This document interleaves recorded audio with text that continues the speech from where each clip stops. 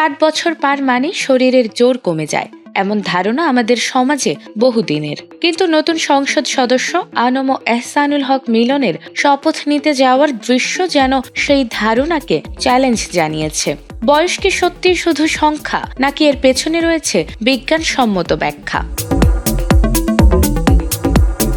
সামাজিক যোগাযোগ মাধ্যমে ভাইরাল হওয়া সেই ভিডিওতে দেখা গেছে 68 বছর বয়সী ডক্টর মিলন প্রাণ চাঞ্চল্য ভরপুর ভঙ্গিতে শপথ নিতে এগিয়ে যাচ্ছেন। অনেকে প্রশংসা করেছেন তার ফিটনেস ও আত্মবিশ্বাসের।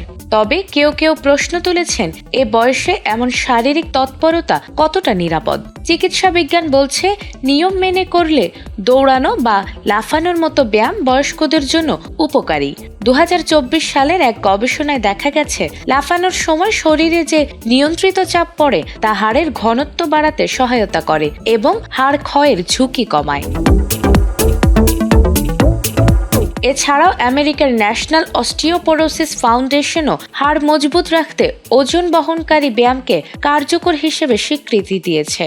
শুধু হাড় নয়, 12 সপ্তাহ নিয়মিত চর্চায় পেশির শক্তি ও দৈনন্দিন কাজের সক্ষমতাও বাড়ে। এতে পড়ে গিয়ে আঘাত পাওয়ার আশঙ্কা কমে যায়। বিশেষজ্ঞরা বলছেন, দ্রুত হাঁটা বা ছোট লাফ হৃদযন্ত্রের কার্যক্ষমতা বাড়ায়, রক্ত সঞ্চালন উন্নত করে এবং ভারসাম্য রক্ষায় স্নায়ু পেশির সমন্বয় শক্তিশালী করে। তবে বিশেষজ্ঞরা সতর্ক করে বলছেন, যাদের হাঁটু বা কোমরের তীব্র ব্যথা, হার্টের অসুখ বা ভারসাম্য সমস্যা রয়েছে, তাদের অবশ্যই চিকিৎসকের পরামর্শ নিয়ে শুরু করা উচিত।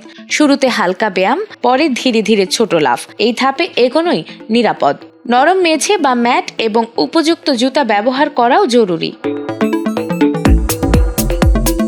শিক্ষামন্ত্রীর এই দৌড়ঝাঁপ শুধু একটি মুহূর্তের উচ্ছ্বাস নয়, বরং বয়স ও সক্ষমতা নিয়ে প্রচলিত ধারণার বিরুদ্ধে এক বাস্তব বার্তা।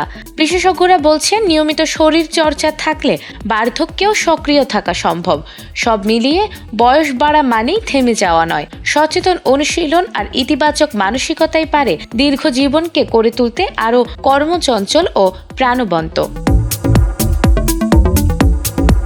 নাজমুন নাহার জান্নাত, ATN বাংলা।